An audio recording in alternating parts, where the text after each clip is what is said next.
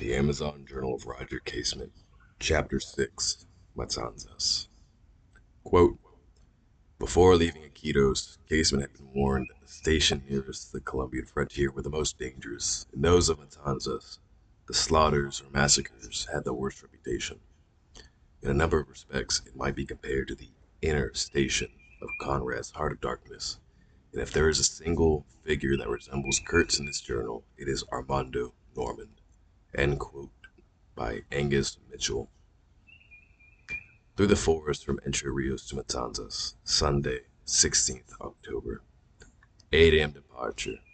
Quote, Fox stays behind. He cannot stand these dreadful forest tracks and his leg is bad. Our start was delayed till 8 a.m. A lovely morning. Very bright sunshine and delicious blue sky, but not like in Para, with its wonderful glancing lights on green leaves and its radiant skies. Our 40-odd men and boys, under the leadership of the Muinanes captain, were squatting all along the veranda, each to get a handful of dried cassava meal, a large, coarse farina that the Indians make here, and a chop of sugar cane, about a foot or a foot and a half to each man. Not a very sustaining preparatory meal for a march of 5 hours, or say 8 hours of stoppages, as we shall go. I gave the Muinane captain a white serge shirt, with large mother-of-pearl buttons on the jacket that had shrunk for me. He donned it at once in great delight. Muy contento, as O'Donnell says. We were across the Kawinari and slushing through the forest over many streams and some biggish rivers flowing into the Kawinari.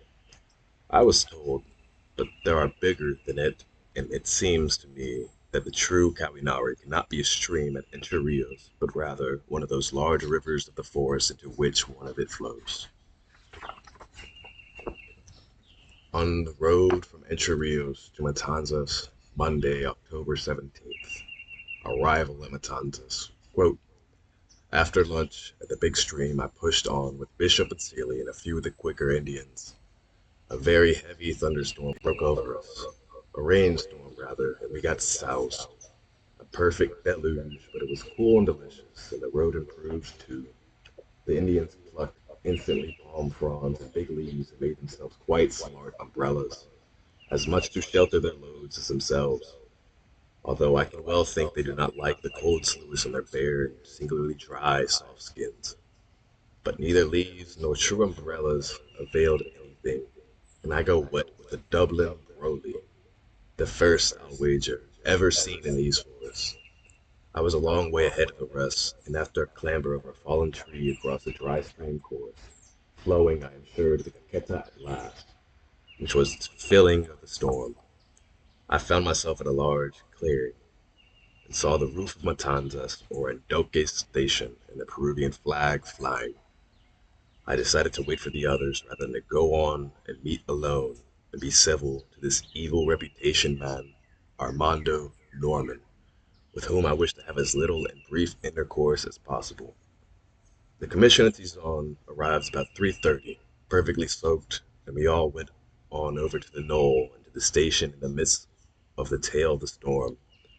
Found Mr. Norman away at the other station, where he lives, La China, named capriciously like Indostan or Abyssinia, which is 10 hours away, or say close on 30 miles. End quote. Casement sizes up the situation. Quote, he is said to be on a correria after Indians. The staff here are upset at our coming. Only heard yesterday we were coming, and they sent off for Norman at once. We are received by a Signor Bustamante, the second in command, a pale-eyed man who gives a nasty impression. But he is clean in garb, and that is something, after the specimens seen in Ultimo Retiro. The usual gang of scoundrels peer around the corner and not catch sight of the black Barbados face. One of the two, Levine or Lane, up here. Levine, I am told, has been here right from the start with Norman nearly, if not quite, 6 years.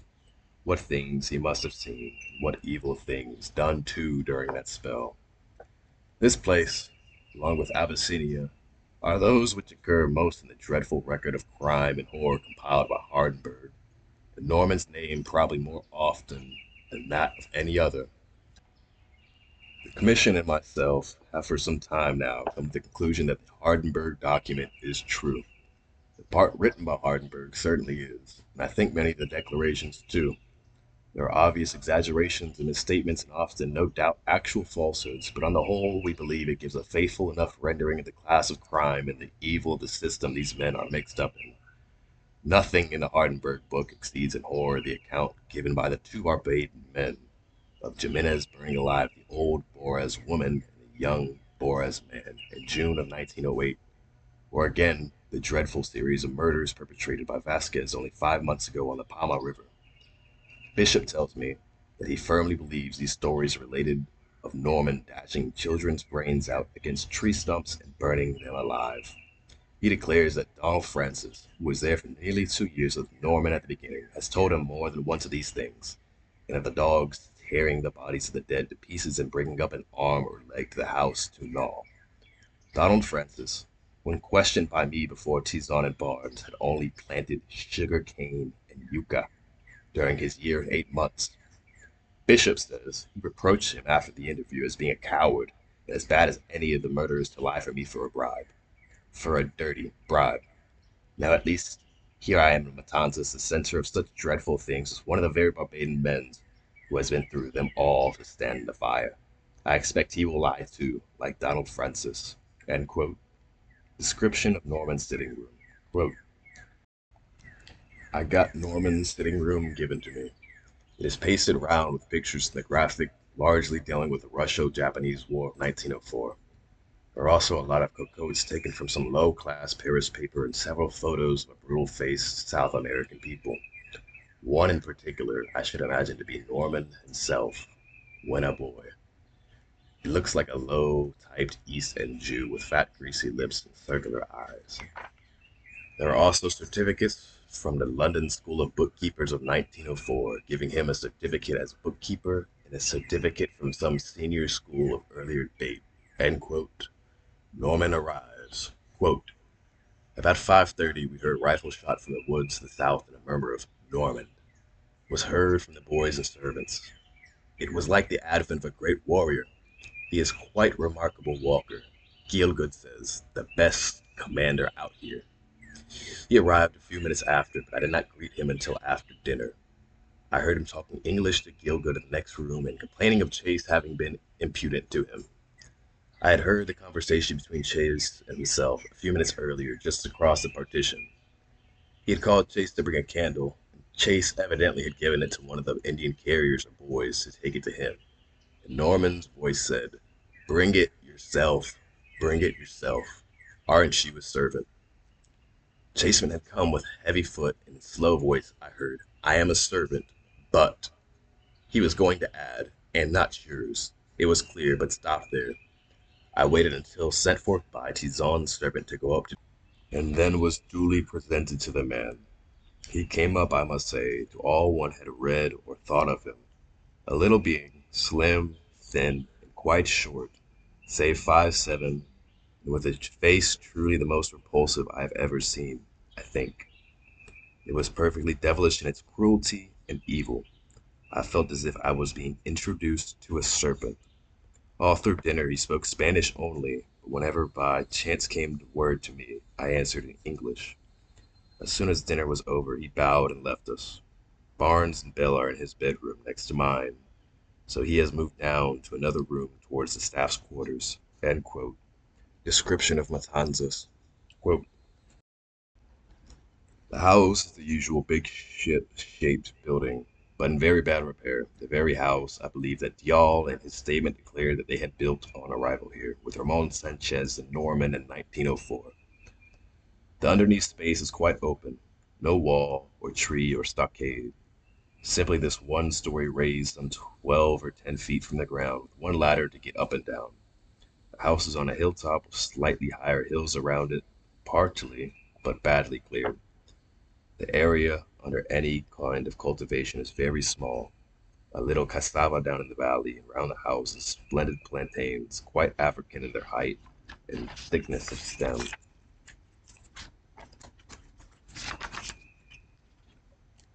as well as 2 avocado pear trees, young and in fruit. The stream lies close to the house, down a very steep hill. It flows into the Caqueta, which is some 6 hours away. The forest here is far bigger and stronger than any we have yet seen since leaving Chorrera.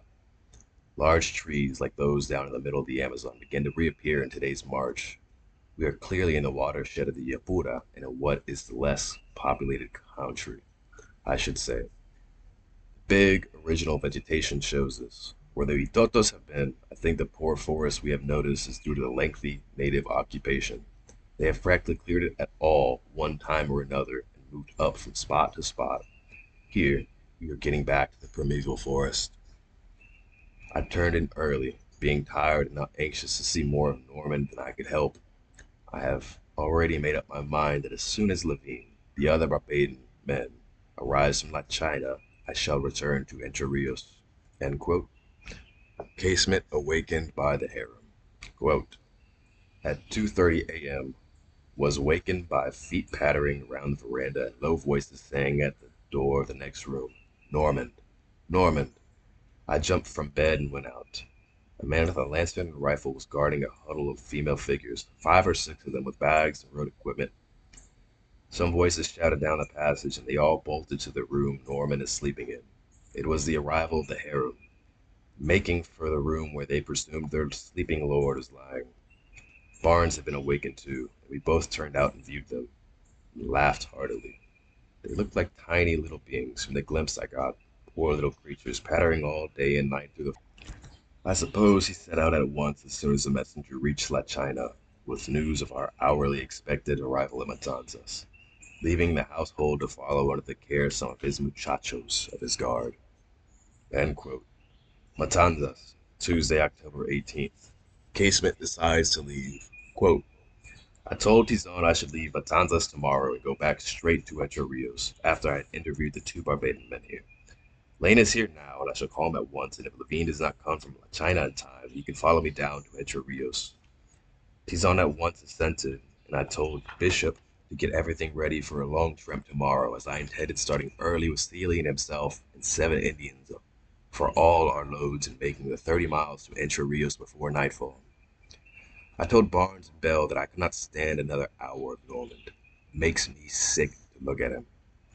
They fully agreed, and Bell called him an absolute monster, capable from his face of any crime.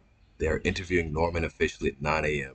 to give the usual account of administration of his district, which is a foregone lie, and I am calling James Lane at the same time to be interrogated. Lane's interview has been fruitful. I did not prolong it, as the man very soon said he wished to leave the place. It would be grateful if I can get permission for him to go. Norman had twice refused for him to go. He was slow and halting in speech and rather unwilling, I thought, to speak out, and I once taxed him with untruthfulness and called Bishop to warn him. He said he was only trying truthfully to answer my questions. On the whole, I think he did this, but it is obvious my questions can only cover a small area, and the thing will later be on to get a fuller statement from him of what he has done and seen since his arrival. He came from Iquitos with Seeley and Chase, it appears, arriving at Chorrera on 12th of May, 1908, and coming straight up at once to Matanzas, where he has been ever since. According to him, he has not witnessed many gross crimes, nor has he taken part in a killing or flogging. He states he has never flogged, that he has been exempted from this, as he has no arm for it. He has very fine, muscular Negro arms, as big as 2 of mine, and is a healthy, strapping youth of some 22 or 23 years of age.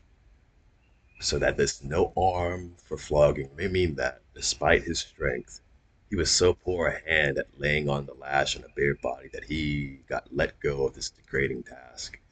Chase's account of his own exemption at Abyssinia is practically the same.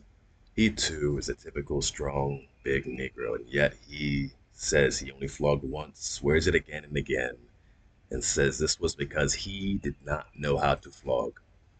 Stanley Lewis, after flogging Simona, never, he swore, flogged again. In his case, he suffered for his refusal. Jose Inocente Fonseca beat him and put him in a cepo, and had it not been for Juan Castanos, he might have starved. And here is this big, strong boy stating pretty much the same thing.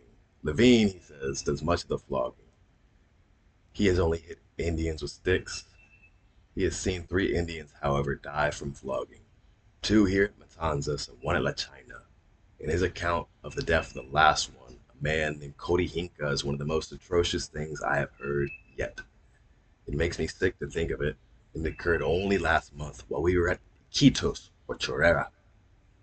This unfortunate man, captured with 5 others, being his wife and a child among them, far across the Caqueta in Colombia, was brought down and tied up at the wrists and elbows for several days' journey to La China. Here they were all flogged. 3 males, 3 females. This man was the elder, the headman of these poor fugitives who had fled many days to escape the advances of this captivating English company. They preferred freedom and flight to the gifts lavished upon them for the rubber that we are told they so gladly work in order to obtain nice things. So they are pursued, the commission going after them, headed by this assassin Norman, is actually 21 days engaged on this exploit, 6 of the days spent in open violation of international law on the territory of another nation state. Of the company on arrival at Norman's house, kills this man. He's put into the seppo along with 5 others, all with bleeding backs and limbs, and there he dies within 3 days of receiving the lashes. His flesh, according to Lane, stinking and rotten. His wife and children alongside him, pinned like wicked animals with their feet in iron wood holds. God, what a state of things! And the human beast that did this is telling the commission across the partition that he has not flogged for 3 years. That all he does now is give some of the most recalcitrant strokes on the hand with a round piece of wood with holes in it. My old friend, the Congo Palmatory, emerged at last. As Norman was actually stating this in my hearing, Lane was declaring, unwillingly declaring, that within a month he had seen a man beaten to death besides 5 others, 3 of them women, by the very orders of this man, and giving me the name of the employee, Jose Cordoba, who laid on the lash. I told the commission immediately after Norman had been dismissed what Lane had declared to me. In the midst of my interrogation of him, I heard Levine had arrived from China. At lunch I told Tizon that my mind was fully fixed on leaving at daylight for Entre Rios. I did not wish to stay an hour longer than I could help in this company. End quote. Interviews of Westerman Levine at Normand. Quote, in the afternoon I summoned Westerman Levine. Levine is his full Barbadian appellation. He is a small-sized, mean-faced Negro with a smirk, a face that at once awakens distrust and dislike, a lurking grin always in the eyes, and a weak, sloppy mouth. I did not take to him, and it very soon became clear that he was not merely concealing things, but answering direct questions untruthfully. He left Chorrera with Normand on 17th November 1904, so has been here almost 6 years. I made no attempt to get a general statement from him concerning this period, but confined myself to putting questions and requiring categoric replies. He confirmed very much the account given by Rosso España of Acaleo Torres and the other Colombians at the beginning of 1907. The 2 Barbadian Negroes referred to in that declaration were himself and Donald Francis, the man who at Chorrera had only planted yucca and sugar cane all his 20 months at Matanzas. After admitting modified flogging and even a case of shooting an Indian by himself done with orders of the manager, I asked for particulars of the flogging and death of Cody Inca last month at La China. Here's replies very soon brought him in direct conflict with the statement of Lane, when he committed himself definitively to the statement that Cody Hinka had not died in the Seppo, and had died not from flogging administered at La China, but from the beatings he had received on the road back in the custody of James Lane, 2 muchachos. I called Lane and confronted the 2. I said one or the other was lying, and I must find out which. I read Lane's replies to my questions about Cody Inca and then Levine's. The 2 men faced each other, but only for a moment. Lane adhered to every word of his and openly accused Levine of being a liar. I taxed the other with it and asked if he would now speak the truth with another lie. That he had forgotten. What? I said. Forgotten it only a month ago. He admitted that Cody Hinka had received 30 lashes from Jose Cordoba. He himself had given 3 cuts, that he had died in the Seppo along with the other Indians as described by Lane. I asked Mr. Tizon to come and be present at this confrontation and hear the charge, admitted by both men, and he did this in great distress. Levine then, in answer to my further questions, admitted that he had been employed for 6 years only at this work, going out with a rifle to hunt Indians, to flog and maltreat them to bring in rubber, or to flog them for having run away, and had done nothing else all this time except keep guard at night, and all this explicitly by the manager's orders. Tizon said it was no use asking Norman. I said apparently not. The matter was clear enough already. No further evidence seemed possible to obtain. Here we are on the spot with Norman a room off. He could hear what I said, and both of these employees of the company directly charging him before his chief with ordering these crimes to be committed. I dismissed both Barbados men on the distinct understanding that they were at once to leave Matanzas. Lane is to accompany me in the morning, Levine to follow with the commission the next day. I refused to allow him to come with me, as I told him I looked upon him not only as a liar, but a cowardly scoundrel. He had said that he'd give 3 cuts to Cody Inca when the prisoners arrived at La China tied up. Cody Inca, according to him, when he administered these 3 cuts, was then half moribund. He was tied up and his back cut and bleeding and bruised from the blows he had got on the road from muchachos under Lane. It was when in this state that he had given this wretched man 3 lashes with a twisted tapir hide. Quote, I give him these cuts, sir, because he no pay me for a box of matches I give him on the road. End quote. I see, I said. You give him 3 lashes with his hands tied, his back and limbs bruised and bleeding himself, as you say, in a dying condition. Quote, yes, sir, but it wasn't from these 3 cuts he died. He died from the beating on the road. End quote. I told him that he was a coward and a scoundrel, and that if he were in Barbados he would be hanged for such an act, or for any of the other murderous crimes I am sure he committed. That to plead Norman's order was no excuse, and that I had a good mind to hand him over to the prefect at Iquitos for a trial there. I said all this before Tizon, Lane, and Bishop. This and much more, for I added, guilty and contemptible as you are far less guilty than the brute who employed you to do these things for profit. End quote. Casement's view of Tizon's duty. Quote, when they had gone, Tizon seemed dazed, and said he could not stay in the company. He could not go on with it. To think I am mixed up with this was his cry. I said that he was honorably mixed up with it. He must stay and do his duty. He had a duty to his country and to these Indians to perform higher than that to the company, and that he must keep a brave heart and get through with it. And all the moral aid I could give him was his. Wherever I could strengthen his hand, he might go and count on me.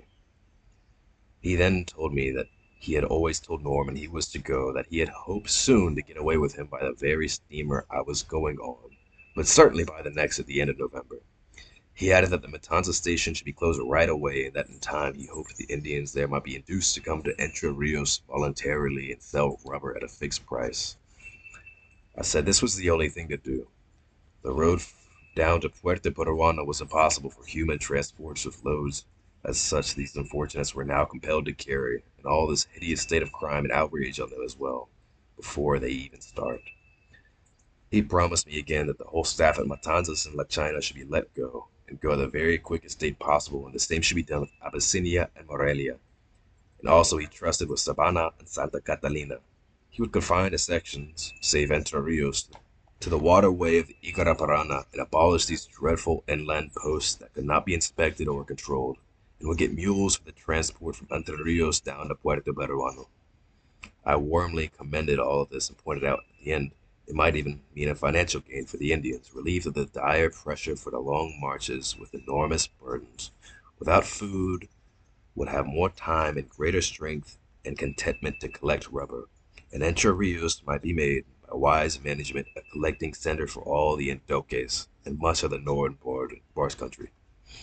The task before him, I said, was a very hard one, for I feared he would find opposition all around the staffs and chiefs of section when they realized that the change involved the doing away with the lucrative post. This man, Norman, gets 20% of the gross yields of his district. What an incentive to crime this is alone. He has the biggest staff of any section, all well-paid, armed ruffians simply here to terrorize and enslave. Tizon said that Matanzas was not merely wrong, but a financial folly. It had not yielded any profit, but was run at a loss. The commission to Norman and the heavy salaries and expenses of keeping it up, as well as the other administrative expenses for Victor Macedo too, comes into the commission account, eat up all the profits and had been run at a dead loss for some time. I gather Norman only gets about 8 tons of rubber a year, so he said, I am told. But I have not yet got the figures from any member of the commission. They are convinced that he did nothing except lie to them. While Levine's statement was being taken in the afternoon, a lot of Boers and Adokes were coming in with very heavy loads of rubber. This was Norman's Fabrico, the first part of it. He is getting it in now to take down to Puerto Peruano to ship to Chorrera by Veloz in a few days. End quote. Watching rubber arrive. Quote, when I had finished with Levine, I went out to see the rubber arriving. They came up on the hill, men, women, and children, largely the two last, staggering under perfectly phenomenal loads. I have never seen such weights carried on roads, and such roads, in Africa or anywhere else. Lots of the men were Boris, big, fine-looking fellows with broad faces, very pale skins, almost white men indeed, simply bronzed by the sun and frank open air and manner. Their bodies were slim and graceful, and their bodily strength very remarkable. I tried to carry one of the loads of rubber, made Chase lift it and put it on my shoulder. Norman standing on. I could not walk 3 paces with it, literally and truly. Save my life, I don't think I could have gone 50 yards. Yet here they were, coming in from 8 to 10 hours away, 25 to 30 miles, and with 45 miles of that atrocious path through the forest before them to get to Puerto Peruano, and their only food such as they could bring with them, made by their poor wives who were tottering along under loads of 50, 60, 70, and even 80 pounds. Little boys, some of them 5 or 6, without even a phono, stark naked, dear little things with soft, gentle eyes and long eyelashes were coming along too, often with 30 pounds or more on their tiny backs. I saw one lad, about 15, with a boy's frank voice, with a load of fully 75 to 80 pounds of rubber. End quote. Conversation with Norman. I asked Norman for his balance to weigh some of them. He said he had none there, that the rubber was weighed either at a china or a house in the forest where the Indians had to collect it. Several loads he admitted had not come in because the bears were sick. 6 were sick, and he sent back some of the stronger Boers who had already come in to bring in these other loads. Not one scrap of food, he admitted, was given to anyone. He had the audacity to tell us that the natives preferred their own food, that it was so nutritious and much more elementary than rice or beans. It consists of rolls of cassava bread, half cooked and rolled in the rubber, and leaves and carried with it in palm baskets that holds their enormous rubber chorizos. Some of the loads I could not lift at all. I couldn't raise them just off the ground and no more. End quote. Description of Boers carriers, the noble savage. Quote, the Boers men were the finest Indians I have seen yet, not tall or big really, yet wonderfully graceful and clean-limbed. They walked as steadily as machines, short, quick steps, but the neck never moved, or knee joint relaxed. With a big sigh, each man slipped down and slid the load from his back to the ground. Releasing the fiber band from his forehead, he sprang up straight as an arrow and walked firmly and strongly away. Many of them had fine limbs, strong arms, and beautiful thighs and legs, although nowhere any remarkable development of muscle. It was simply that they were all over well and perfectly made children of the forest, inheriting ages of its wild, free life until their bodies had grown like very trees to be part of the parcel and soil. They sleep on it naked, walk or run upon it all day, and never perspire with a load of 100 or 150 pounds on them. Many of these loads must weigh fully 150 to 170 pounds of that. I hope to weigh some at Entre Rios, and I shall be going down the road with these fruits of Norman's last Fabrico tomorrow. They are to dance tonight, he tells us, but it will be entirely of their own bats, for they'll not get a scrap of food or drink from him. There is not even food for us, so Sidon says. He has had to send some messages down to Entre Rios for further supplies, some of which arrived this evening by a special runner, one of O'Donnell's muchachos, who got in at 4:30 with a load of something to eat and drink. A great many of the men were flogged and showed bad traces of it. One tiny boy, child of not more than 8, so small he had no phono, was quite stark naked, and his back, side, and thighs were all covered with scars, broad wheals and lashes. an abominable sight. He had the biggest load of rubber, too. There must have been fully 30 boys and children carrying, some of them mites of 5 or 6. These latter only had food baskets. The youngest with a load of rubber was 7, I should say, and they range on from this up to 10 or 12. One of the big Boris men, with raw red scars of a recent flogging, Bustamante had hid from us, or at least tried to. He was taken upstairs with a handkerchief on his bare buttocks. I spoke to several of the men, but all seemed half dazed and wholly frightened. And when I got some of them to stand for a photo, they looked as if under a death sentence. It was impossible to reassure them, as neither Seely nor Bishop could speak Endokis or Boris. End quote. A visit to the Seppo. Norman spent the whole afternoon under the house arranging the rubber loads for the morrow and calling over a list of names. Lane had told me that the Seppo had been hidden away on the morning of our arrival, and was lying behind the native house and kitchen covered with leaves. We visited it and found it covered with thatch in 2 big pieces. It looked like a double Seppo, as both parts were quite separate. Lane had also said that the previous evening, when word had come that we were on the road, Bustamante himself had hurried 2 prisoners away that were in it. He had taken them out of some house in the first and sent them on, guarded by 2 muchachos, presumably de la China. I told the commission the bare facts of Levine and Lane's evidence, and took them to see the hidden Seppo with Senor Tizon. End quote. At dinner. Quote, in the evening at dinner, we had quite a farce. Tizon said that neither Andoques nor Leakin, the 2 local boys he had brought with him, were anxious to stay in their own country. He had asked both whether they would like to stay in Matanzas and be near their own people, and both had protested. Norman rose to the occasion and said, "That's what I like to hear. It shows that civilization is at work." End quote. I said to Barnes out loud, "This nearly chokes me and put a piece of bread in my mouth." The whole of us were speechless for a minute, and I was afraid I would laugh out loud. End quote. 2 rebellious muchachos. Quote, Seely came late to tell me the 2 muchachos who had shot Kelly, Luis da Silva, and others last year. They had been kept here with long chains around their neck and recently escaped. He was in great excitement and said, "They had them down there," pointing to the native house, "and they got off with the chains, and Levine did not tell you, sir. They sent after them everywhere, and haven't got them." I said I hoped they would not. I asked if the Indians had any means of getting chains smashed, seeing that they had no hammers or chisels, and Bishops, who was standing by, said there was never an Indian yet who had troubled long with the chain once he had gotten away. If they have a hatchet or an axe, they'll soon get rid of the chain. This is seemingly the end of the great Gaqueta rebellion. I've heard several times of the 4 whites murdered by cannibals. The 2 survivors of the killing party, I hope, are in safety and security somewhere, those poor beings. When they killed that party of rascals, they only did what should have been done to every single agent and empleado of this damnable syndicate of murders, with the single exception of Cizon, who was clearly out of his element here. However, he will have to try and stay and end a lot of them. I hope these 2 muchachos will keep clear.